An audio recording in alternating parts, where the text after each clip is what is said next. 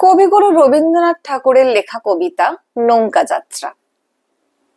মধুমাঝির ওই যে নৌকাখানি বাঁধা আছে রাজগঞ্জের ঘাটে, কারো কোনো কাজে লাগছে না তো, বোঝাই করা আছে কেবল পাটে। আমায় যদি দেয় তারা নৌকাটি, আমি তবে 100টা দাঁড় আঁটি। পাল তুলে দিই 4টে 5টা 6টা, মিথ্যে করে বেড়াই নাকো হাটে। আমি কেবল যাব একটিবার, 7 সমুদ্র 13 নদী পার। তখন তুমি কেঁদো না মা যেন, বসে বসে একলা ঘরের কোণে। আমি তো মা যাচ্ছি না কো চলে, রামের মতো 14 বছর বনে।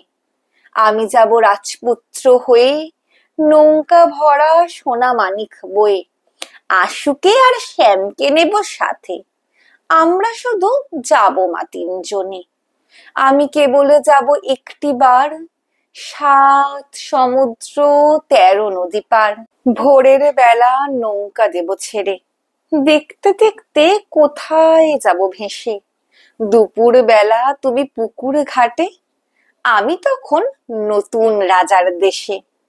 পেরিয়ে যাব 3 পূর্ণির ঘাট, পেরিয়ে যাব তেপান্তরের মাঠ।